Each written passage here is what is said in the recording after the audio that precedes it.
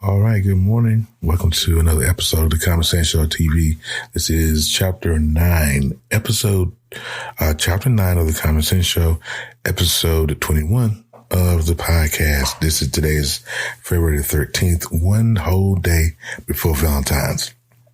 So I am going to finish this up on today. So y'all hang tight with me. I got something to tell you.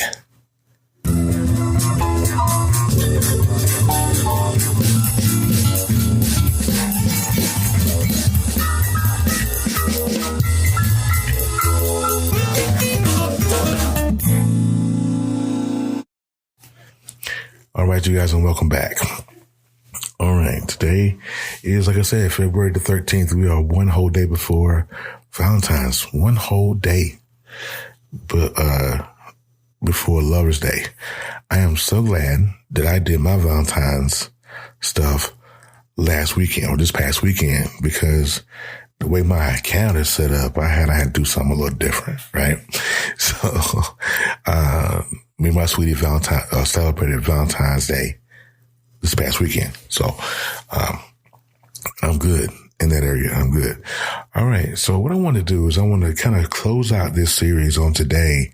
And the reason why I'm closing it out is because if I tell you guys everything, you won't buy the book when it gets done. So I'm gonna give you some good pieces, some good juicy pieces, but I'm not gonna tell you every single thing.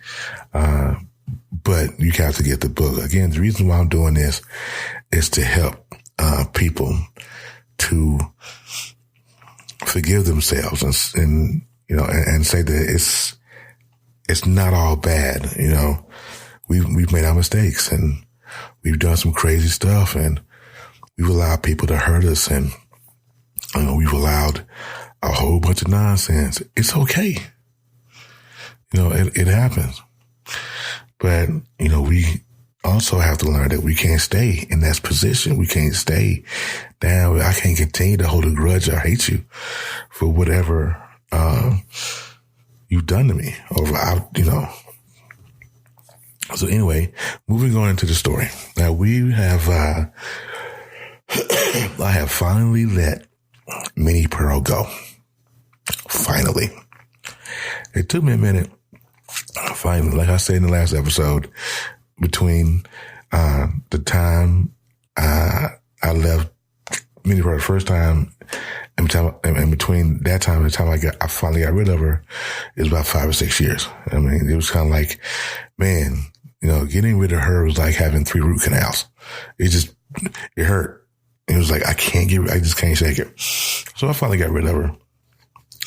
So as I was saying, in yesterday's episode, me and Strawberry were trying to rebuild our thing because I've totally destroyed it from the ground up. I totally destroyed it. I cheated. Like I said, it wasn't even like regular cheating. It was like on some other stuff. But what I'm going to tell you about now is some other stuff. So we started going to this church. Now, the church was pastored by my best friend, or former best friend, I should say. And his situation was kind of funky. He was sharing a building with another church because the pastor of that church only had service like one Sunday a month. And so he was sharing the building with the pastor. The pastor and my former best friend, they were friends. They were real close. And so he had a congregation. My best friend had a congregation. And what we would do is on Sundays when the other pastor had service, we had late service. So the pastor had service at regular time at 11 a.m. And then we would come in at 2:00 and have service after the other congregation left. So in the other congregation, there was a young lady that, we interned, me and Strawberry turned out to be friends. We were all friends running the same circle. I met her husband and he's like a cool dude, met her kids. But, what I found that I was doing was I was catching feelings low key. I had no idea, right? Maybe I did, but I wasn't going to tell anybody that I was catching feelings. I think it was more, I really do believe it was more so of a lust thing for me at that point in time. Nothing deep and mystical, but just lustful. But I never really acted on it, because what I did was I went to my pastor and I said, hey, I'm having these issues. I'm having these thoughts. I need for you to come at me. And the reason why it was so strenuous at that particular time, like I said, I'm not going to tell you guys everything, but me and Strawberry had a nice little place up in Charlotte. We ended up getting evicted from that place. And long story short, we ended up living without our pastor.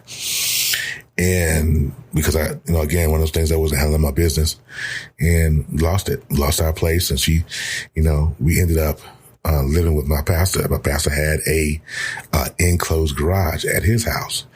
And so instead of having, in his garage, having cars in it, he closed it off, and it was a living space. So me and Strawberry, her 3 kids, we moved in with our pastor. So that was strenuous. That was really hard. When I'm talking about this now, I look back on it and it's like, man, I really did that. We really did that. And so while we was living with the pastor, we was going to church. I mean, because you could not stay in his house and not go to church. It's kind of crazy. It's kind of oxymoronic. It's kind of like what parents do with their kids today. You're not going to live in my house and not go to church. As for me and my house, we're going to praise the Lord. That's kind of how it was. And so, this young lady who I really didn't give a lot of thought about at first, I just kind of rolled.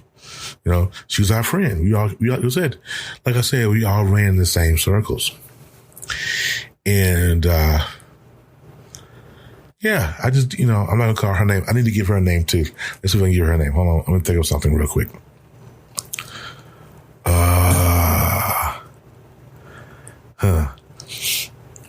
You know what I call her? I'll call her Venom, right? Just like Tom Hardy. I call her Venom because that's what she was. She was Venom. I didn't know it, but that's Venom. Okay.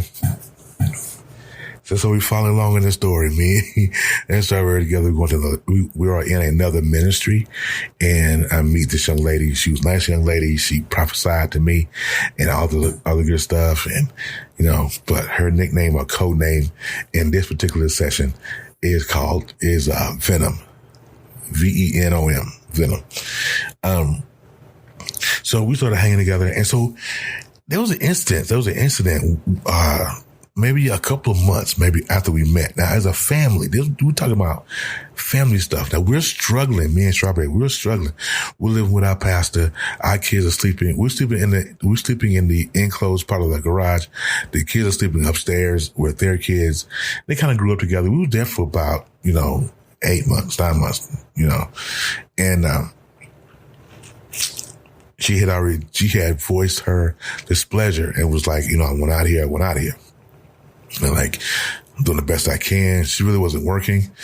I was the only one working at a call center, making pretty good money, because I was working tremendous overtime. The job that I had, they had open overtime from open to close of the building. So I would go every day, 5 days a week, and I would open that building up in the morning, shut it down at night.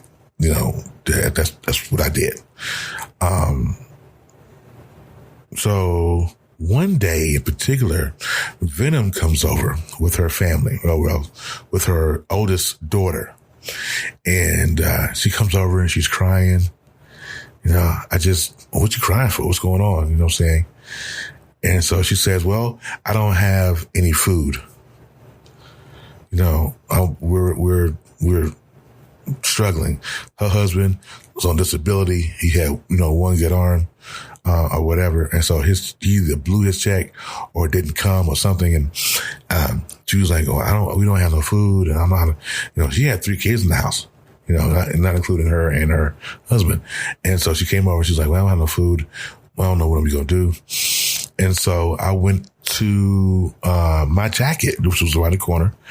Went in my jacket, took out $100, and I put it in her hand. Now, at the time I was doing that, I said, I hear the voice of God saying, "Here's $100. Let me bless you with this." But in reality, that wasn't the case.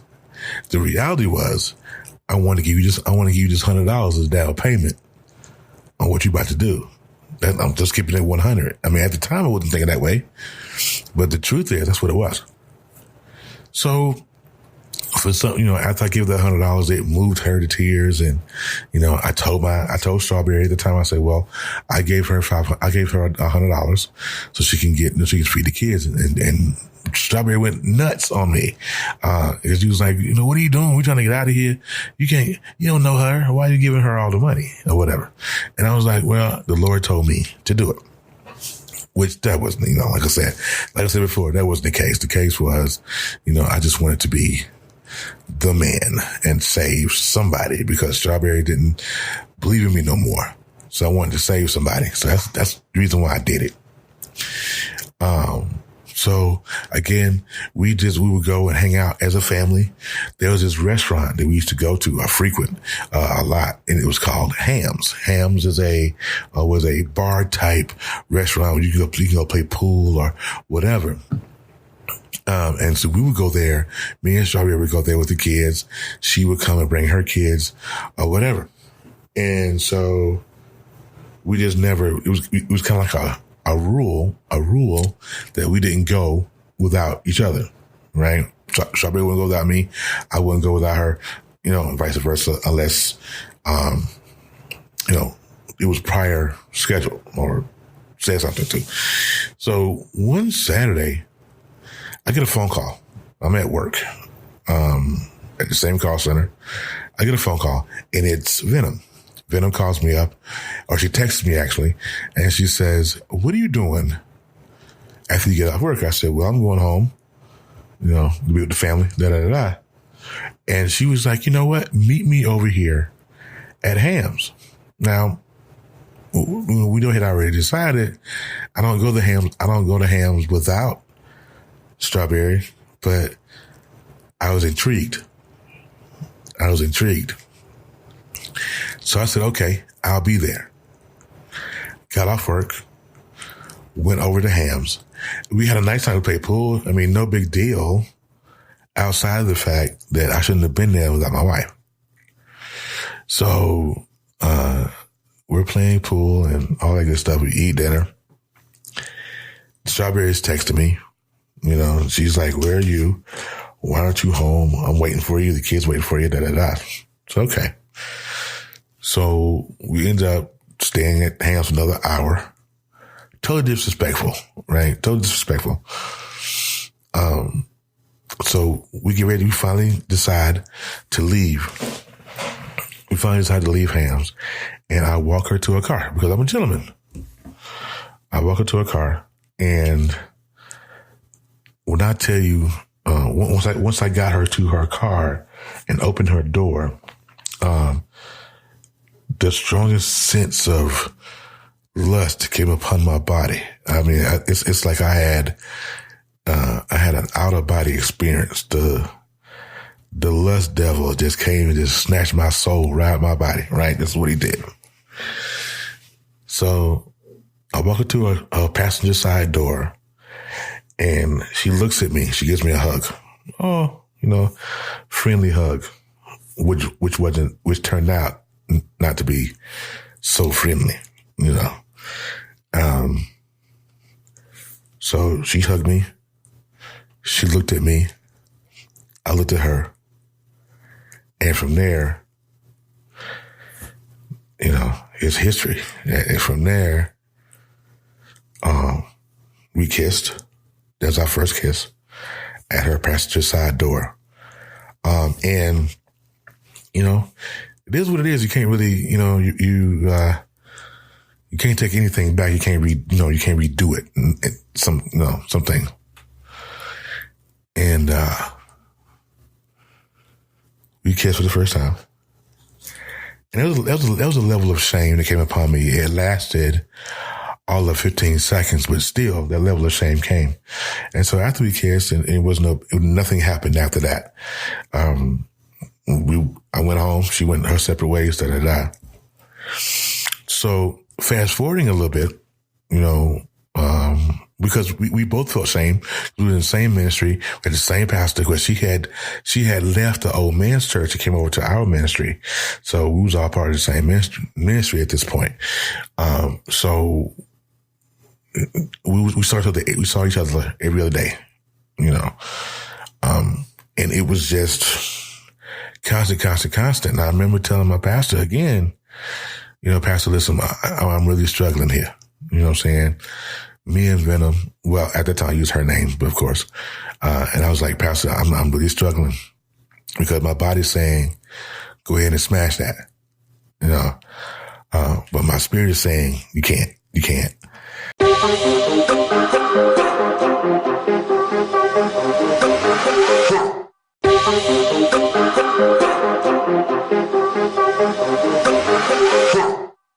And so, long story short, we're fast forwarding again. At the end, the lust always wins. At that point in my life, for me, the lust always won. And so, what happened? We go to Hams. We go to the restaurant. We shoot pool. We shoot pool. Play a couple of video games. We have dinner. We have the very first time that me and Venom was intimate was in the parking lot of the restaurant. We left out of the restaurant. We walked to her truck. She parked in the back of the parking lot. And, we had relations right there in her truck, right in that parking lot. And that's where it started. I mean, and it was torrid. I mean, me and Venom were torrid. She gave me everything that I needed, everything that I wanted. I thought I was the king because this is what happened, right? I put myself in a position to where Strawberry no longer wanted me. I put her in a position to where Strawberry no longer trusted me. But we were still flowing. So, in essence, she checked out and so did I. But we were still together. Go figure, right? So, me and Venom though, I mean, it was just torrid. She was, I'll give you anything you want, and, and she did. She did. If I called her up and said, I need a couple $100, she's like, okay, come get it. And she was an HR person, so she made plenty of money by this time. And she was like, just come get it. I got you. I was so dirty and diabolical. I would go over to her house where her husband, now me and her husband was tight. We were boys, right? But the whole time I was smashing this old lady. I mean, I'm knocking his old lady down. You understand what I'm saying to you? And I'm just smiling in his face because he had her in the same position that I had Strawberry. I don't trust you. I don't think you're going to do right. I don't trust you. And, I gave her a reason not to trust me. So me and Venom went on and on and on for at least a year. And it was like an addiction. Really. I mean, it was a lot different than what I had with Minnie Pearl. It was like an addiction. She gave me everything. She fed that ego of mine on a silver platter. You understand what I'm saying to you? And that's the thing with brothers, me and us, we need to catch and make sure that we are taking care of our own self and not allowing anyone else to feed our ego. Okay? Because someone else feeding your ego is definitely an insecurity issue. And I was very insecure, but she fed that. She fed that. She was like, oh no, I got you. You are the king. You are the king of your castle. You should be treated as a king. All of the above, right? And so I remember one weekend, she called me up and just says, we're going to the beach. So you need to lie and let her know you're going out of town. I mean, this is like last minute. It's like Thursday. You know what I'm saying? We went to go to the beach. So I came up with an excuse. And I said, well, we're going to, I'm going down to see my peoples for the weekend. That cool with you? And she was like, no, it's not cool. Why you want to do that? But what I did was I made a ruckus. I made a complete ruckus. It was like, well, I'm going down to see my people. You'll never want me to go nowhere. I picked a fight on purpose just so I can get it away. And so she was like, all right, just go. And so I went. So Venom met me down at my grandma's. We switched cars. We got in her car, drove to the beach. Myrtle Beach was about 2.5, 3 hours away from my grandma's house. And we drove there, went to restaurants as we got there. And of course, we had relations and all that jazz. But there was a level of guilt that came over me. So that morning, the next morning, that Saturday morning, I got up and I called Strawberry and was like, everything good, da, da, da. I mean, I'm covering my tracks. You understand what I'm saying to you? But this thing with Venom went on, like I said, for like an hour. I mean, not an hour, a year. And it was just torrid. Okay, now, again, I told you we ran in the same circle. Ran in the same circles. I was friends with her husband. She was friends with Strawberry. And it was just, we go back. We are having relations. We're screwing each other in front of our significant other's faces. You know what I'm saying? Or behind their backs, actually. But can you, this is what we would do. We would go over there. I remember one cookout. She had a cookout and she invited us over. And so the husband was cooking. Strawberry was helping out. You know what I'm saying? We was all kind of helping out. And so we're making googly eyes in the kitchen behind her husband and my wife's back. Right. And so she went to the bathroom. He was outside cooking. And she reached over and she ran toward me, reached over and gave me a kiss in her house in front of her husband, in front of my wife.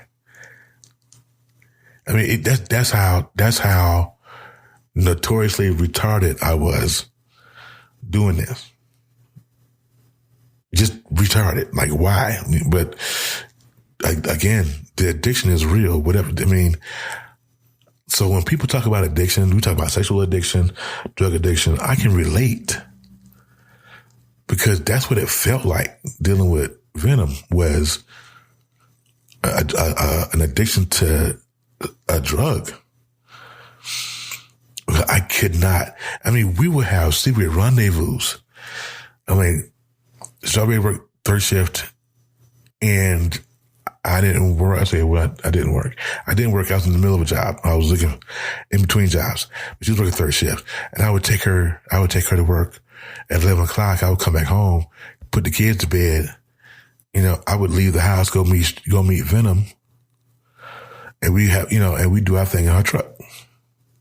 That's the addiction. That's how bad it was. And so until, she calls me up and she says, I have something to tell you. I'm like, what? This is pregnant. Pregnant? What you mean?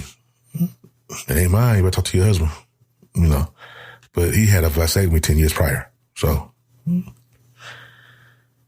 so how'd you tell him? She said, well, I'm early. I'm still young in the game. I'm an early first trimester.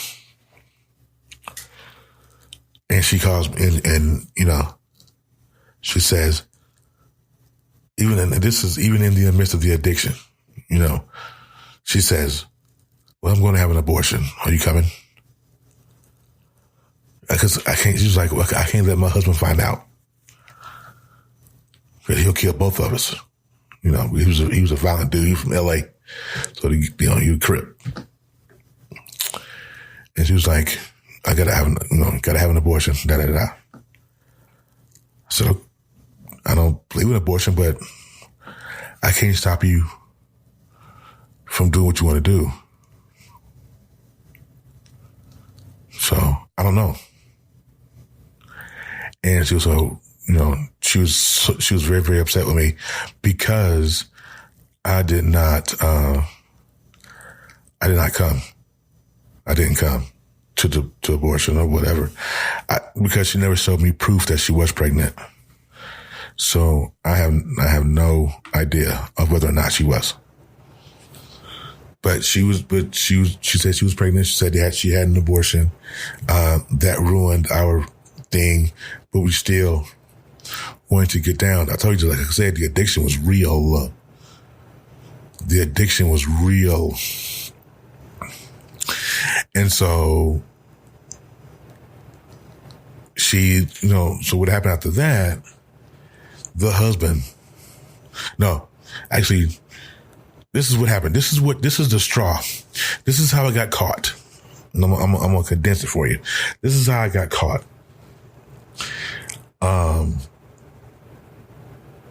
We had a shared cell phone. This is when cell phones were hot. Just got started. Excuse me. And we had a little flip phone, what have you, but we shared it. So we had a code, me and Venom, like if you text me and I don't respond or I send something back retarded, then I can't talk because we're sharing the phone, And so this one day I was sleeping and she texted, I love you or something. It was, we was deep in our addiction. We was deep in our sickness. Please believe me. And so she texted me, I love you. And so Strawberry got it, intercepted it, and responded back to her as me. And so she kept responding. And then she had enough and she finally woke me up. Scared me to death. And I hated that.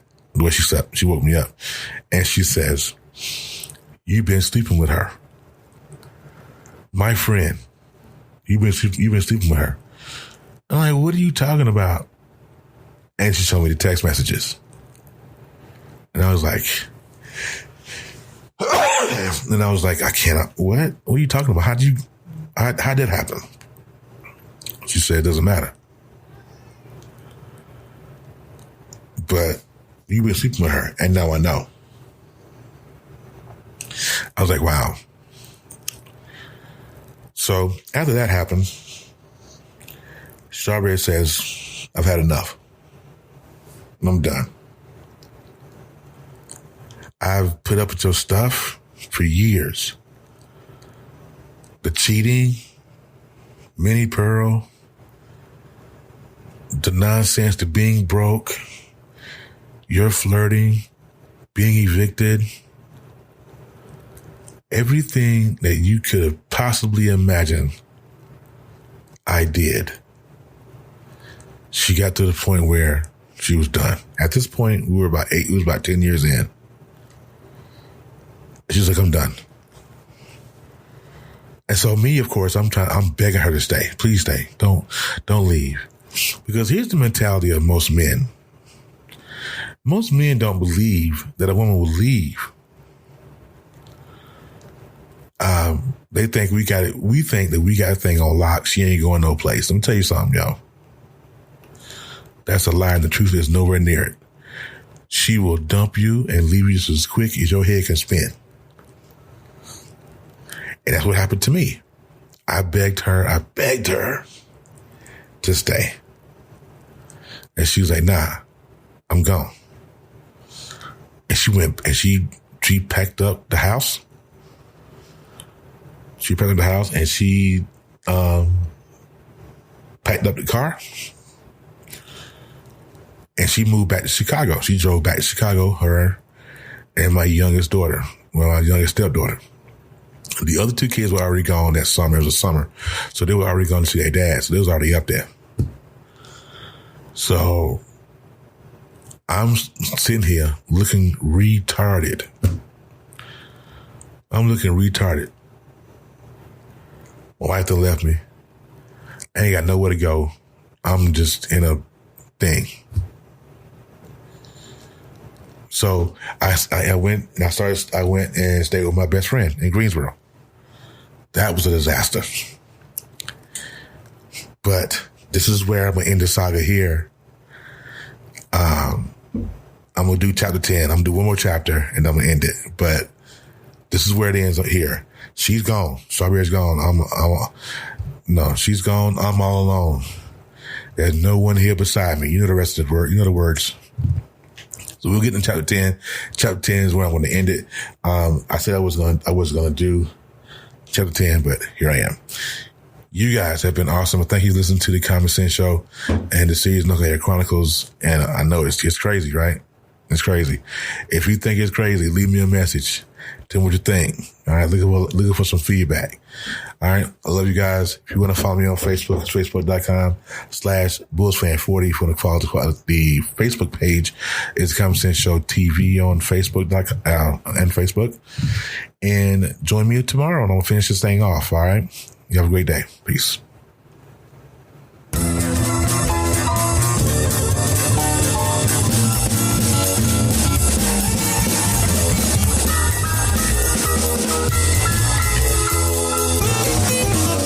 The podcast you just heard was made using Anchor. Ever thought about making your own podcast? Anchor makes it really easy for anyone to get started. It's a one-stop shop for recording, hosting, and distributing podcasts.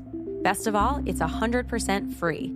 Sign up now at anchor.fm/new. That's anchor.fm/new to get started.